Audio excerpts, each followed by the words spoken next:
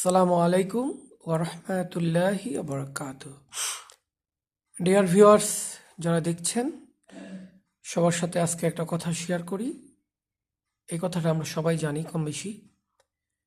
সালাম দিলে কিন্তু যে আগে দিবে তারই কিন্তু বেশি ফায়দা লাভ হয় তার। আমরা জানি যে আমরা যদি সালাম দিই আমাদের 90টা নেকি হয়, আর যে ব্যক্তি সালামের জবাব দেন তার 10টা নেকি হয়। যদি কোনো কারণে সালামের জবাব না দেওয়া হয় তাহলে 100টা নেকি যে ব্যক্তি সালাম দেন তার আমলনামায় লেখা হয়। সুবহানাল্লাহ।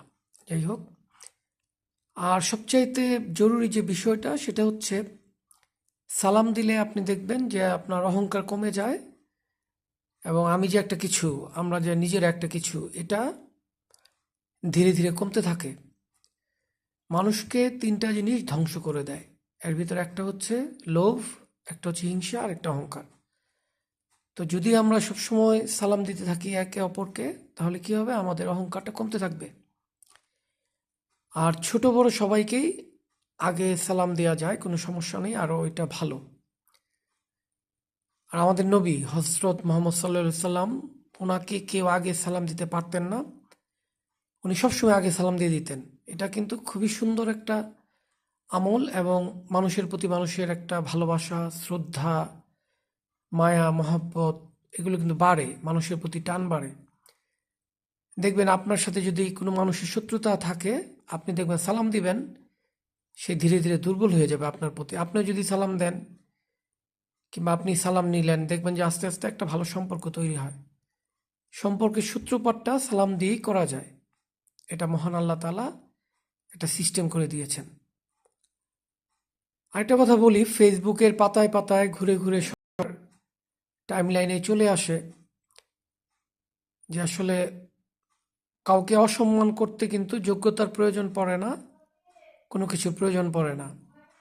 কিন্তু কাউকে সম্মান করতে, এটা পারিবারিক মূল্যবোধ, পারিবারিক শিক্ষার ব্যাপার। বাবা মার পক্ষ থেকে কিন্তু এই শিক্ষাটা আসে, একটা পরিবার থেকেই মানুষ শিখতে পারে।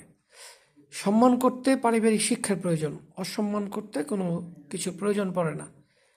আর আজকাল তো আমরা সবাইকে মানে অসম্মানটাই বেশি করি। সম্মান করা, সম্মান দেয়া, এগুলো তো আমাদের হারিয়ে গেছে, আমাদের সমাজ থেকে এগুলো ধীরে ধীরে হারিয়ে যাচ্ছে।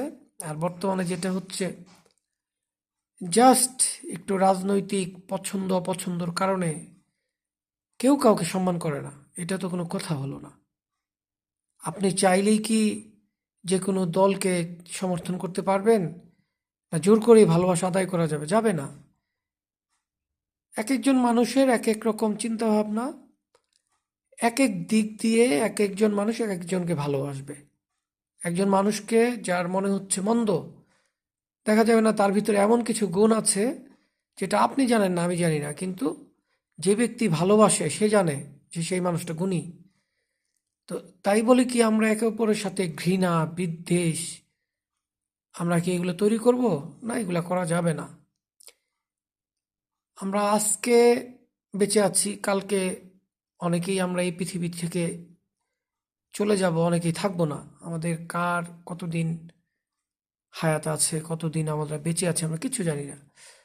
তো মানুষে এত ভেদাভেদ, এত হিংসা, বিদ্বেষ, ঘৃণা, এগুলো সৃষ্টি করে কি লাভ হয়? আমাদের কোনো লাভ নাই, কিন্তু আমরা ক্ষতিগ্রস্ত হই। যাই হোক, বলছিলাম যে আগে সালাম দেবেন। সালাম দেয়া খুবই বড় একটা ইবাদত, এবং এটা অনেক বড় একটা মানুষের চরিত্রে পরিবর্তনের জন্য কাজ করে হচ্ছে সালাম দেয়া। তো আসুন আমরা সবাই একে অপরকে সালাম দেই। আমরা এই দুনিয়াতেও নমনীয় ভাবে চলাফেরা করি। যে মাটির উপরে আমরা চলছি, এটা হাদিসের কথা, যে দম্ভ ভরে তোমরা অহংকার ভরে এই মাটির উপরে হাঁটাচলা করো না। কারণ এই মাটি দিয়েই তোমাদের তৈরি, এই মাটি দিয়েই তোমাদের সৃষ্টি, এই মাটির নিচেই তোমাদের চলে যেতে হবে, এবং এই মাটি থেকেই তোমাদের পুনরুত্থান হবে। তো সুতরাং ওই যে আমি বলছিলাম, লোভ, হিংসা, অহংকার, এই তিনটা। হিংসাও আমাদের করা যাবে না, অহংকারও করা যাবে না, আর আমাদের লোভ, এটা ধীরে ধীরে যে কোনোভাবেই আমাদের কমাতে হবে। আমরা যদি প্রকৃত ভালো মানুষ হতে চাই, তাহলে আমাদের লোভ মুক্ত, অহংকার মুক্ত, হিংসা মুক্ত জীবন গড়ে তুলতে হবে। তো আজকে এই পর্যন্তই। সবাই ভালো থাকেন। আসসালামু আলাইকুম ওয়া রাহমাতুল্লাহি ওয়া বারাকাতুহু।